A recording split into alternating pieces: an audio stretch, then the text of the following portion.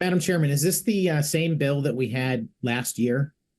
I believe the bill that we had there was one last year and there was one 2 years ago.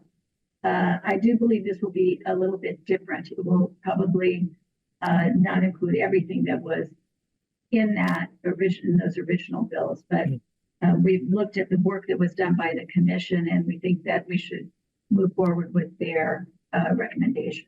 Which I understand. Thank you for that answer.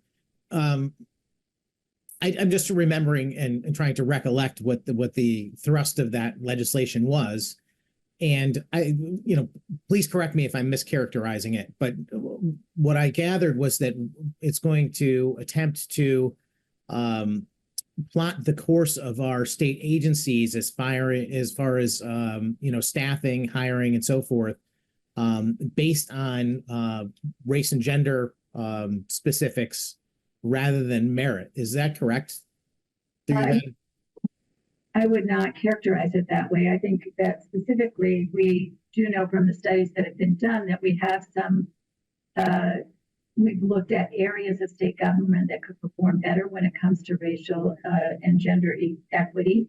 And I think that some of the measures that we'll see as recommended from this commission incorporate things like making sure that we have a diverse panel during supervisors or a diverse hiring panel when they're interviewing candidates that we've seen in agencies through some of the study that has been done, that when you have a diverse hiring panel, the results tend to be more equitable.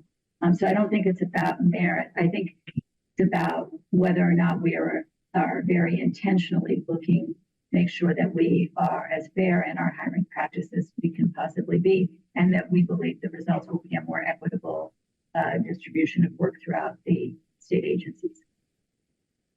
I appreciate that answer. I don't know if you really addressed my question as deeply as I wanted to get an answer, because I'm trying to make a determination whether I believe this title is worth raising. I mean, the fact of the matter is that if we are going to move away from determining who the best applicants for positions are based on their life experience, their merit, and their qualifications, and we're going to start doing it by the color of their skin or by what sex they are, I disagree with that. I don't think that's. I think we have constitutional,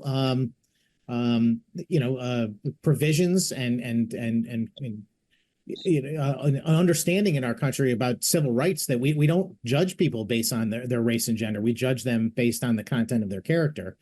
And I'm very concerned when I see bills like this, because I think we're slowly but surely replacing the idea that anyone can achieve greatness in this country, regardless of their background, circumstances, and they should have an equal shot.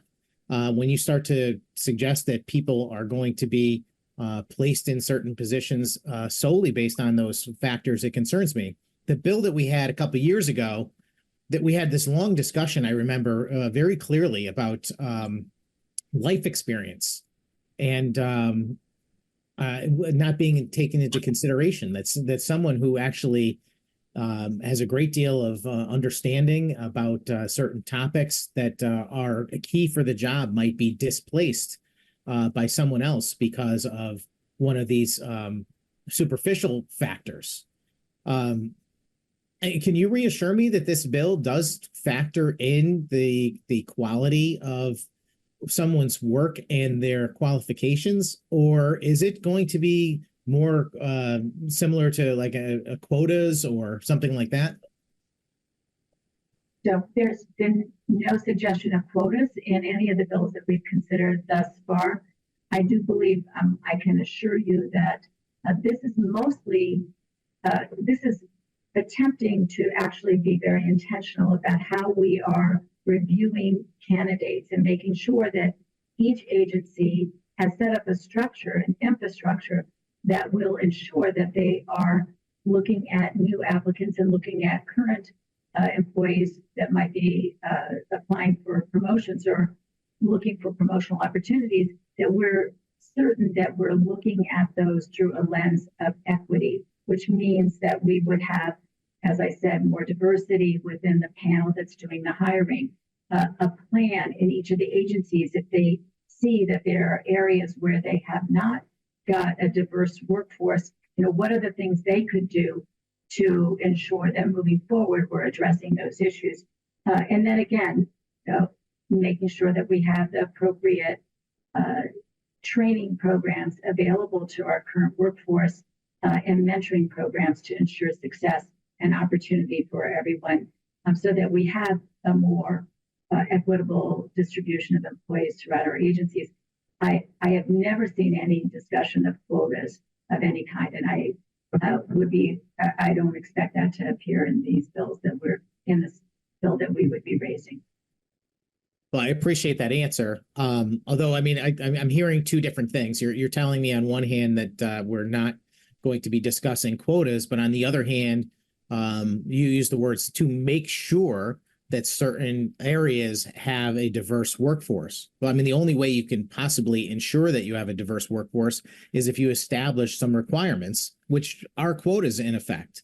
I don't know. I'll listen to there's a few other folks with their hands raised. I'll listen to what's going on. But if this bill is substantively similar to ones we've had in the past, which ignore merit in favor of so-called equity, which I think is a very misleading term. I don't think that equity is the same thing as fairness or equality or appreciating people based on their qualifications. I think it boils people down into nothing but their race and gender, and that is a dangerous way to look at the world, Madam Chairman. And I don't believe the state of Connecticut should be going down that road. Thank you. Thank you, Senator Sampson.